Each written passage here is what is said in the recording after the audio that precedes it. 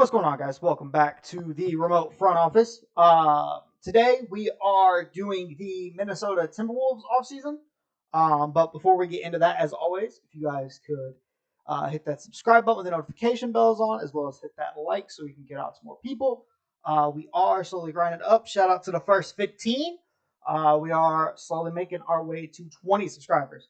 But as I said earlier, we are doing the Minnesota Timberwolves offseason outlook. I feel like they had a rather lackluster start to the season. Got a little bit better as the season came on. And then eventually had their short little stint with the Nuggets, even though, according to Karl Anthony Towns, it was the toughest matchup and it was a greater accomplishment than the Nuggets actually winning the whole thing, which is wild to me. But Captain Todd, to his opinion, I guess. I just don't understand how losing the first round is equivalent or even better than winning an NBA championship. But who knows? He also did call himself the greatest shooting big man of all time. So, it is what it is. But let's go ahead and get into the players that have not been brought back to Minnesota yet.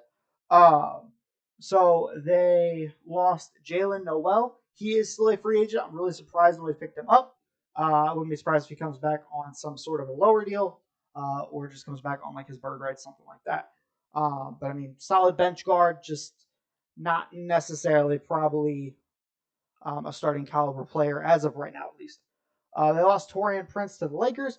I liked him as he was a veteran presence, good defender, spacer, and just, again, that real veteran presence for that team. Just not surprised that he is gone. Austin Rivers has not been picked up yet. I kind of expect him to get picked up by somebody else. Probably a title contender just looking for a third guard off the bench that has just NBA experience. I wouldn't be surprised if he's signed by probably December or so. Would be my guess, is that's just typically kind of when he gets brought back to a team at some point, right? He was on Denver before this. He came to Minnesota. He's not necessarily going to play a lot of minutes, but I think just veteran presence who's been around a lot, been in a lot of different situations, I think is a good bonus. Matt Ryan, who had a game or two for the Lakers and then got cut and then signed with Minnesota. He has not been brought back yet. I'm not necessarily surprised. It's just nowadays in the NBA, I feel like you have to do more than one thing.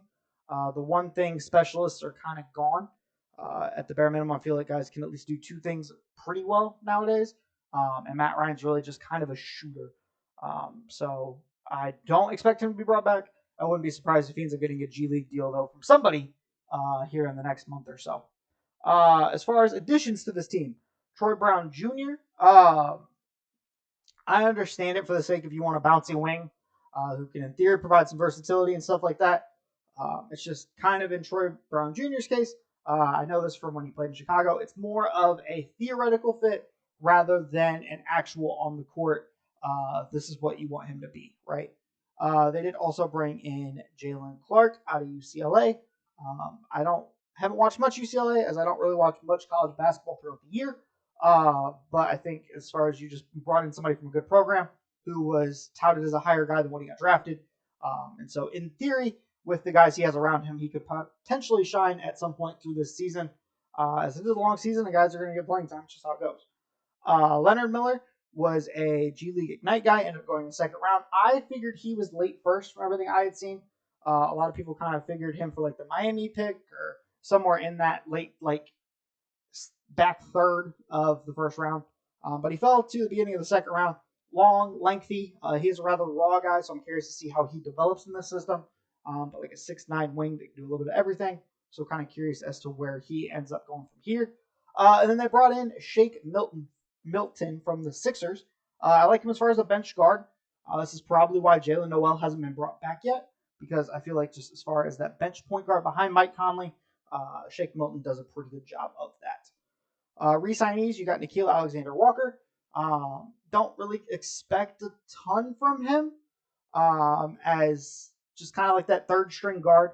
More of a potential guy than any actual on the court results as of right now. But I am still hopeful that he at some point ends up, turning into a serviceable bench guy in the league. Anthony Edwards got his extension. Not surprised there. From everything I've seen as far as the Team USA guys, I was thinking about doing guys I expect to make a leap based on Team USA this year. If you guys want that, let me know. But kind of thinking that Ant is going to take the leap that a lot of people are now expecting, right? So I think by the end of this year, we're going to start considering him for those top, let's say, 15 to 20 guys, right? Just with how well he's progressed throughout the Team USA workout. Steve Kerr raves about him. And I see a lot of good qualities in him. I think this is his team now, without a doubt. I think last year he still kind of made the case that he was too young, so it's kind of Carl's team, kind of his team. I think without a doubt it is Anthony Edwards' team, and that is the way the front office and the coaching staff should be looking to build this team from here on out, is how do we maximize Anthony Edwards. They did also bring back Luka Garza on a qualifying offer.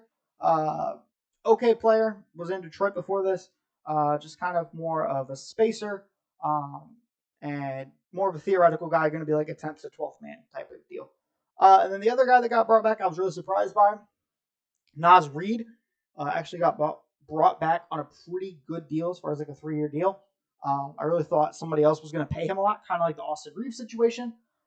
But I think people are more tentative on the second apron for the salary cap than I think a lot of people initially let on. And so he got brought back on a pretty good deal. It's just with having Cat, Gobert, and him now, I feel like there's just kind of a lot of bigs and nobody that can really play that 4 spot. But yeah, that is the Minnesota Timberwolves offseason. As of right now, I would expect this team to be a non-play-in team, right? It's kind of where I just expect them to be. Obviously, with Ant taking the leap, you get a full year of Cat and Gobert to kind of see what happens. But as far as like true playoff expectations, I don't have any right now.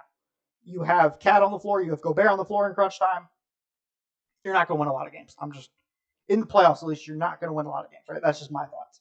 But let me know your guys' thoughts down below in the comment section, and I will catch you guys in the next one. Peace.